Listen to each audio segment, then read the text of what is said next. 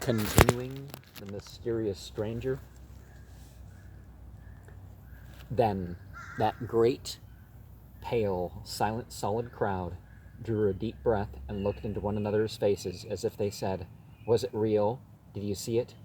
Or was it only I, and I was dreaming?" Then they broke into a low murmur of talking and fell apart in couples and moved toward their homes, still talking in that odd way, with faces close together and laying a hand on an arm and making other such gestures as people make when they have been deeply impressed by something. We boys followed behind our fathers and listened, catching all we could of what they said. And when they sat down in our house and continued their talk, they still had us for company. They were in a sad mood, for it was certain, they said, that disaster for the village must follow this awful visitation of witches and devils. Then my father remembered that Father Adolf had been struck dumb at the moment of his denunciation. They have not ventured to lay their hands upon an anointed servant of God before, he said, and how they could have dared it at this time, I cannot make out, for he wore his crucifix. Isn't it so? Yeah, amulets won't protect you. Charms won't protect you. Perhaps your mind's connection, but not these mere objects. Yes, said the others, we saw it. It is serious, friends. It is very serious. Always before, we had protection. It has failed. The others shook, as with a sort of chill, and muttered those words over. It has failed. God has forsaken us. It is true, said Seppi Bochlemeyer's father. There is nowhere to look for help. The people will realize this, said Nicolaus's father, the judge, and despair will take away their courage and their energies. We have indeed fallen upon evil times, he sighed, and Bochlemeyer said in a troubled voice, the report of it all will go about the country, and our village will be shunned as being under the displeasure of God. The golden stag will know hard times. True, neighbor, said my father, all of us will suffer, all in repute, many in estate, and good God, what is it that can come to finish us? Name it. Gott's Wilhelm. The interdict? It smote like a thunderclap, and they were like to swoon with the terror of it. Then the dread of this calamity roused their energies, and they stopped brooding and began to consider ways to avert it. They discussed this, that, and the other way, and talked till the afternoon was far spent, then confessed at that present that they could arrive at no decision. So they parted sorrowfully with oppressed hearts, which were filled with bodings. While they were saying their parting words, I slipped out and set my course for Margit's house to see what was happening there. I met many people, but none of them greeted me. It ought to have been surprising, but it was not, for they were so distraught with fear and dread that I think they were not in their right minds. I think they were white and haggard, and walked like persons in a dream, their eyes open but seeing nothing, their lips moving but uttering nothing, and worriedly clasping and unclasping their hands without knowing it. At Margit's it was like a funeral. She and Wilhelm sat together on the sofa but said nothing, and not even holding hands. Both were steeped in gloom, and Margit's eyes were red from the crying she had been doing. She said, I have been begging him to go and come no more, but so save himself alive. I cannot bear to be his murderer. This house is bewitched, and no inmate will escape the fire, but he will not go, and he will be lost with the rest. Wilhelm said that he would not go if there was danger for her. His place was by her, and there he would remain. Then she began to cry again, and it was all so mournful that I wished I had stayed away. There was a knock now, and Satan came in, fresh and cheery and beautiful, and brought that whiny atmosphere of his, and changed the whole thing. He never said a word about what was happening, nor about the awful fears which were freezing the blood in the hearts of the community, but began to talk and rattle on about all manners of joyous and pleasant things, and next about music, an artful stroke which cleared away the remnant of Margaret's depression and brought her spirits and her interests broad awake. She had not heard anyone talk so well and so knowingly on that subject before, and she was so uplifted by it and so charmed that what she was feeling lit up her face and came out in all her words, and Wilhelm noticed it, and it did not look as pleasant as he ought to have done. And next, Satan branched off into poetry and recited some, and did it well, and Margaret was charmed again, and again Wilhelm was not as pleased as he ought to have been, and at this time Margaret noticed it, and was remorseful. I fell asleep to pleasant music that night, the patter of rains upon the panes, and the dull growling of distant thunder. Away in the night, Satan came and roused me and said, "Come with me. Where shall we go?" "Anywhere." "So it is with you." Then there was a fierce glare of sunlight, and he said, "This is China." That was a grand surprise, and made me sort of drunk with vanity and gladness to think I had come so far, so much further than anybody else in our village, including Bartel Sperling, who had such a great opinion of his travels. We buzzed around over that empire for more than half an hour, and saw the whole of it. It was wonderful, the spectacles we saw, and some were beautiful, others too horrible to think. For instance, however, I may go into that by and by, and also why Satan chose China for this excursion instead of another place. It would interrupt my tale to do it now. Finally, we stopped flitting and lit. We sat upon a mountain commanding a vast landscape of mountain range, and gorge and valley and plain and river, with cities and villages slumbering in the sunlight, and a glimpse of blue sea on the farther verge. It was a tranquil and dreamy picture, beautiful to the eye and restful to the spirit.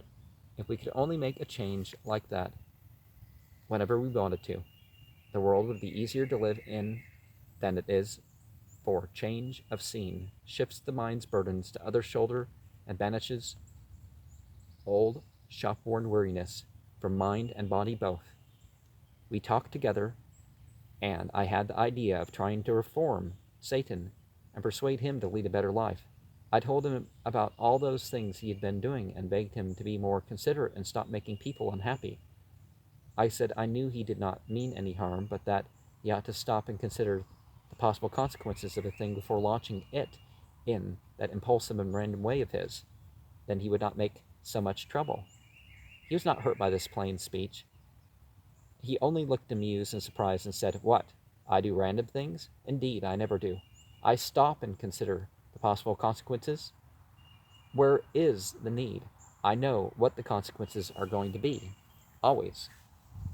"Oh, Satan, then how could you do these things?" "Well, I will tell you, and you must understand if you can. You belong to a singular race. Every man is a suffering machine and a happiness machine combined. The two functions work together harmoniously, with a fine and delicate precision, on the give and take principle. For every happiness turned out in the one department, the other stands, ready to modify it with a sorrow or a pain, maybe a dozen. In most cases, the man's life is about equally divided between happiness and unhappiness.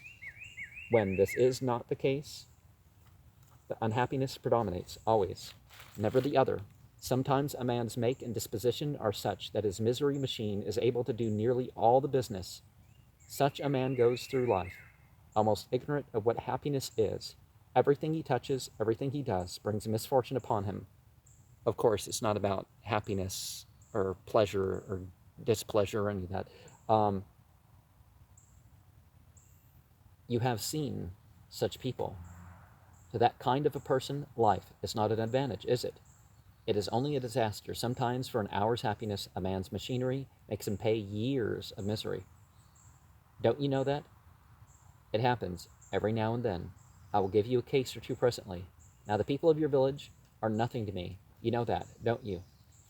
I did not like to speak out too flatly, so I said I had suspected it. Well, it is true that they are nothing to me. It is not possible that they should be. The difference between them and me is abysmal, immeasurable. They have no intellect. No intellect? Nothing that resembles it. At a future time, I will examine what man calls his mind, and give you the details of that chaos. Then you will see and understand. Men have nothing in common with me. There is no point of contact. They have foolish little feelings and foolish little vanities and impertinences and ambitions. Their foolish little life is but a laugh, a sigh, and extinction. And they have no sense, only the moral sense. I will show you what I mean. Here is a red spider, not so big as a pin's head. Can you imagine an elephant being interested in him, caring whether he is happy or isn't, or whether he is wealthy or poor, or whether his sweetheart returns his love or not, or whether his mother is sick or well, or whether he is looked up to in society or not, or whether his enemies will smite him, or his friends desert him, or whether his hopes will suffer blight, or his political ambitions fail, or whether he shall die in the bosom of his family, or neglected and despised in a foreign land. These things can never be important to the elephant. They are nothing to him. He cannot shrink his sympathies to the microscopic size of them. Man is to me as the red spider is to the elephant. The elephant has nothing against the spider. He cannot get down to that remote level. I have nothing against man. The elephant is indifferent. I am indifferent. The elephant would not take the trouble to do the spider an ill turn. If he took the notion, he might do him a good turn, if it came in his way and cost nothing.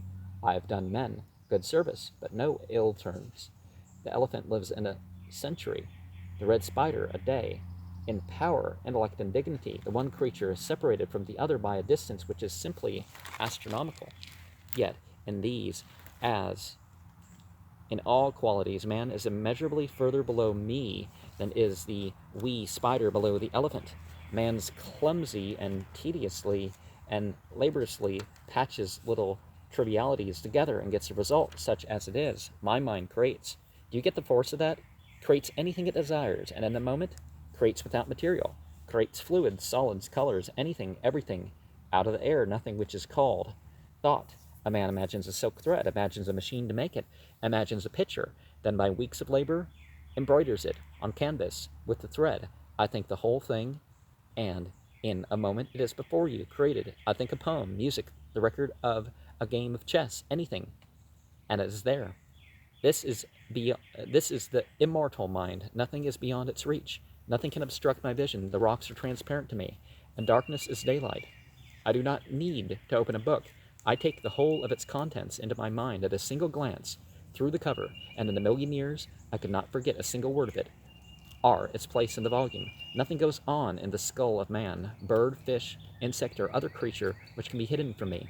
I pierce the learned man's brain with a single glance, and the treasures which cost him 80 years to accumulate are mine. He can forget, and he does forget, but I retain. Now then, I perceive by your thoughts that you are understanding me fairly well. Let us proceed. Circumstances might so fall out that the elephant could be like the spider, supposing that he can see it, but he could not love it. His love is for his own kind, for his equals. An angel's love is sublime, adorable, divine, beyond the imagination of man, infinitely beyond it, but it is limited to its own august order. If it fell upon one of your race for only an instant, it would consume its object to ashes. No, we cannot love men, but we can be harmlessly indifferent to them. We can also like them sometimes. I like you and the boys. I like Father Peter, and for your sakes I am doing all these things for the villagers. He saw that I was thinking a sarcasm, and he explained his position. I have wrought well for the villagers, though it does not look like it on the surface. Your race never knows good fortune from ill. They are always mistaking the one for the other. It is because they cannot see into the future. What I'm doing for the villagers will bear good fruit some day, in some cases to themselves, and others to unborn generations of men. No one will ever know that I was the cause, but it will be none the less true, and all that.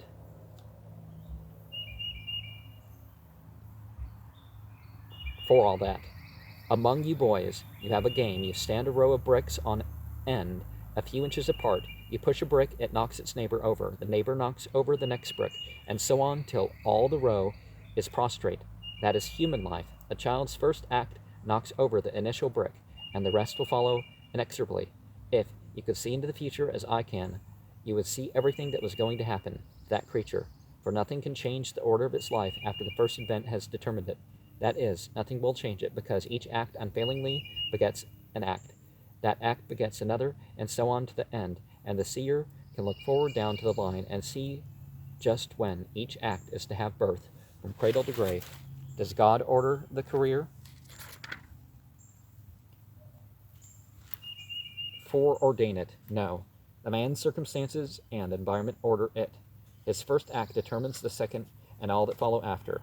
But suppose, for argument's sake, that man should skip one of these acts, an apparently trifling one, for instance. I suppose that it had been appointed that on a certain day, at a certain hour and minute, and second and fraction of a second, he should go to the well, and he didn't go. That man's career would change utterly from that moment. Thence to the grave it would be wholly different from career which his first act as a child had arranged for him. Indeed, it might be that if he had gone to the well, he would have ended his career on a throne, and that omitting to do it would set him upon a career that would lead to beggary and a pauper's grave. For instance, if at any time, say in boyhood, Columbus had skipped the triflingest little link on the chain of acts projected and made inevitable by his first childish act, it would have changed his whole subsequent life, and he would have become a priest and died obscure in an Italian village, and America would not have been discovered for 2 centuries afterward. I know this. To skip any one of the billion acts in Columbus's chain would have wholly changed his life. I have examined his billions of possible careers, and in only one of them occurs the discovery of America. You people do not suspect that all of your acts are of one size and importance, but it is true, to snatch at an appointed fly is as big with fate for you as in any other appointed act, as the conquering of a continent, for instance. Yes, now then, no man ever does drop a link. The thing has never happened. Even when he is trying to make up his mind as to whether he will do a thing or not, that thing itself is a link, an act. He has its proper place in his chain, and when he finally decides an act, that also was the thing which was absolutely certain to do. You see now that a man will never drop a link in his chain. He cannot. If he made up his mind to try, that project would itself be an unavoidable link. I thought bound to occur to him at that precise moment, and made certain by the first act of his babyhood. It seems so dismal. He is a prisoner of life, I said sorrowfully, and cannot get free. No, of himself he cannot get away from the consequences of his first childish act, but I can free him. I looked up wistfully. I have changed the careers of a number of your villagers. I have tried to thank him, but found it difficult, and let it drop. I shall make some other changes, you know. That little Lisa Brunnett. Oh yes, everybody does. My mother says she is so sweet and so lovely that she is not like any other child. She says she will be the pride of the village when she grows up. And it's idle, too, just as she is now. I'll change her future. Make it better, I asked. Yes, and I will change the future of Niklaus. I was glad this time, and said, I don't need to ask you about his case. You will be sure to do generously by him. It is my intention. Straight off, I was building that great future of Nicky's in my imagination, and had already made a renowned general of him, and Hofmeister at the court, when I noticed Satan was waiting for me to get ready to listen again. I was ashamed of having exposed my cheap imaginings to him, and was expecting some sarcasms, but it did not happen. He proceeded with his subject.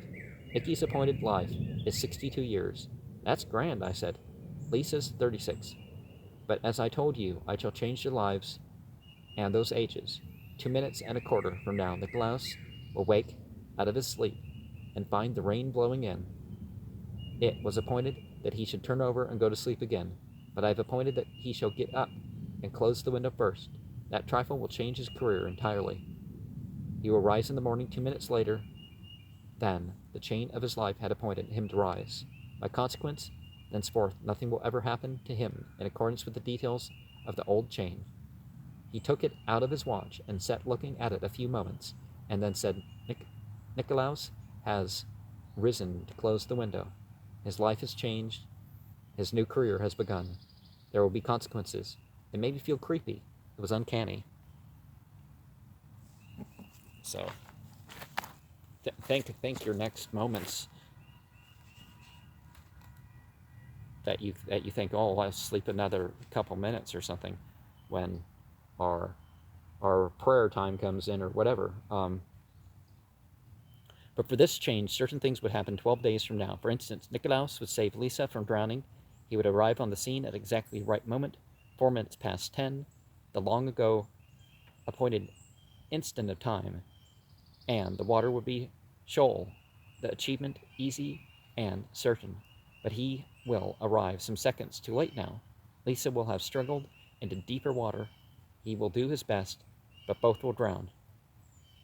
"Oh, Satan! Oh, dear Satan!" I cried, with tears rising in my eyes. "Save them! Don't let it happen!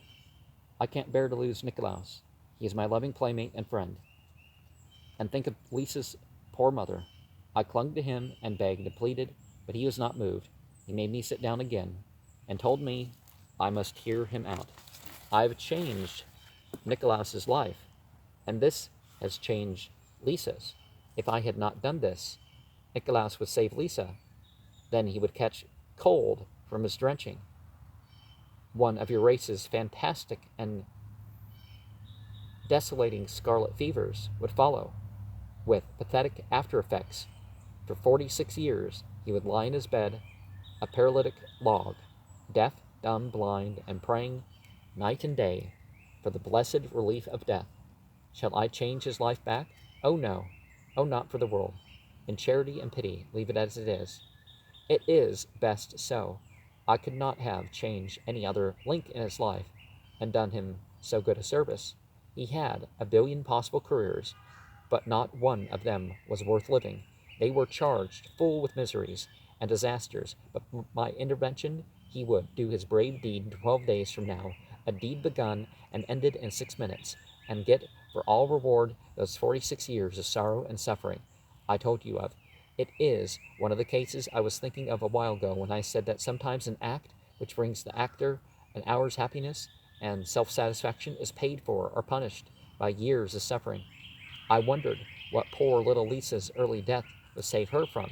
He answered the thought. From 10 years of pain and slow recovery from an accident.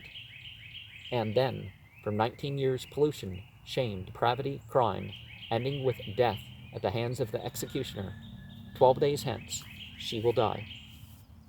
Her mother would save her life if she could.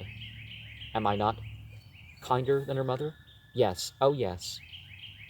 Indeed, yes, and wiser. Father Peter's case is coming on presently. He will be acquitted through unassailable proofs of his innocence. Why, Satan, how can that be? Do you really think it? Indeed, I know it. His good name will be restored, and the rest of his life will be happy. I can believe it. To restore his good name will have that effect. His happiness will not proceed from that cause. I shall change his life that day for his good. He will never know his good name has been restored. In my mind, and modestly, I asked for particulars, but Satan paid no attention to my thought. Next, my mind wandered to the astrologer, and I wondered where he might be. "In the moon," said Satan, with a fleeting sound which I believed was a chuckle. "I've got him on the cold side of it, too. He doesn't know where he is, and he is not having a pleasant time. Still, it is good enough for him. A good place for his star studies. I shall need him presently, and then I shall bring him back and possess him again. He has a long and cruel and odious life before him, but I will change that, for I have no feeling against him, and am quite willing to do him a kindness. I think I shall get him burned." He had such strange notions of kindness, but angels are made so, and do not know any better. Their ways are not like our ways, and besides, human beings are nothing to them. They think they are only freaks. It seems to me odd that he should put the astrologer so far away. He could have dumped him in Germany just as well, where he would be handy. "Far away?" said Satan. "To me, no place is far away. Distance does not exist for me. The sun is less than 100 million miles from here, and the light that is falling upon us has taken 8 minutes to come. but I can make that flight, or any other, in a fraction of time so minute that it cannot be measured by a watch. I have but to think the journey, and it is accomplished. I've watched a program. I've seen programs that talk about, well, faster than the speed of light is the speed of thought. And there's mythological sources that point towards these ideas. I had held out my hand and said, the light lies upon it, and think it into a glass of wine, Satan. He did it. I drank the wine. Break the glass, he said. I broke it. There you see it is real. The villagers thought the brass balls were magic stuff, and as perishable as smoke. They were afraid to touch them. You are a curious lot, your race. But come along, I have business. I will put you to bed. Said and done. Then he was gone, but his voice came back to me, through the rain and darkness, saying, yes, tell Seppi, but no other. It was the answer to my thought. Chapter 8. Sleep would not come. It was not because I was proud of my travels or excited about having been around the big world to China and feeling contemptuous of Bartel Sperling, the traveler, as he called himself, and looked down upon us others because he had been to Vienna once and was the only Esseldorf boy who had made such a journey and seen the world's wonders. At another time, that would have kept me awake, but it did not affect me now. No, my mind was filled with Nikolaus. My thoughts ran upon him only, and the good days we had seen together at romps and frolics in the woods, and the fields and the river, and the long summer days, and skating and sliding in the winter when our parents thought we were in school. And now he was going out of his young life, and the summers and winters would come and go, and we others would rove and play as before, but his place would be vacant. We should see him no more. Tomorrow he would not suspect, but he would be as he had always been, and it would shock me to hear him laugh and see him do lightsome and frivolous things, for to me he would be a corpse, with waxen hands and dull eyes, and I should see the shroud around his face, and next day he would not suspect, nor the next, and all the time his handful of days would be wasting swiftly away, and that awful thing coming nearer and nearer, his fate closing steadily around him, and no one knowing it but Seppa and me.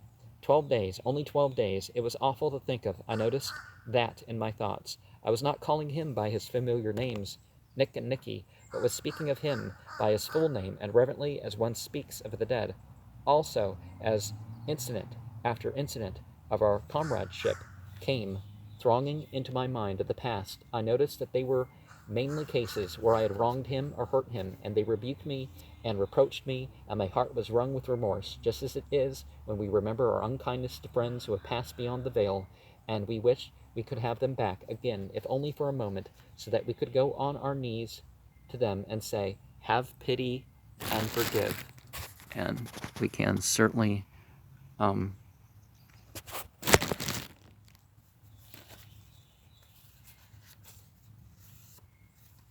take advantage of the times we have now, right?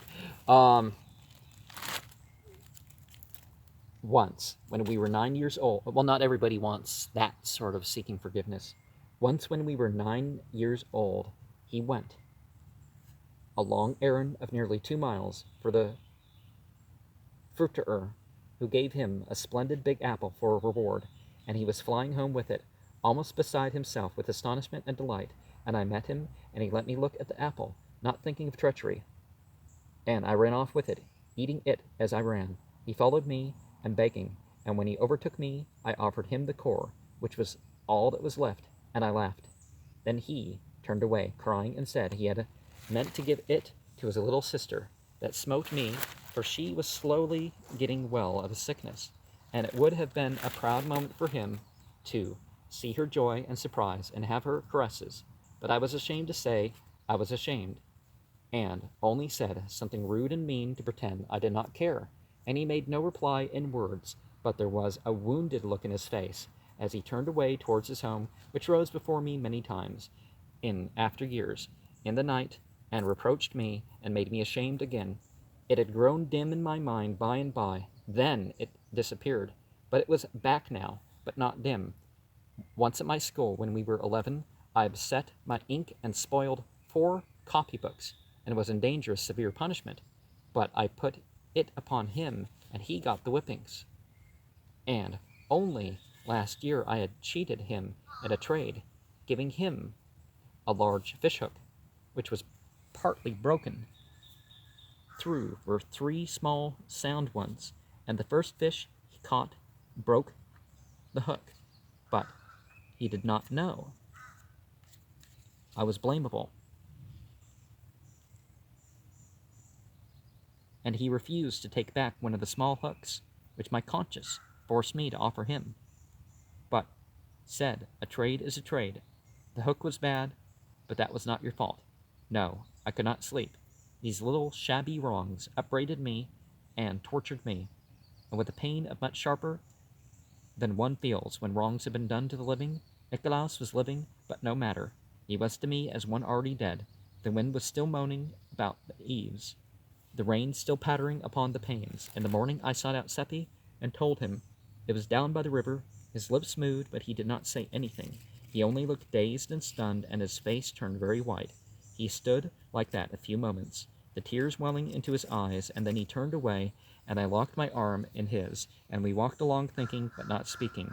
We crossed the bridge and wandered through the meadows and up among the hills and the woods, and at last the talk came and flowed freely, and it was all about Nicolaus, and was a recalling of the life we had lived with him. And every now and then Seppi said, as if to himself, well, we're going to get into that in the next program. And, well, there's 3 programs left.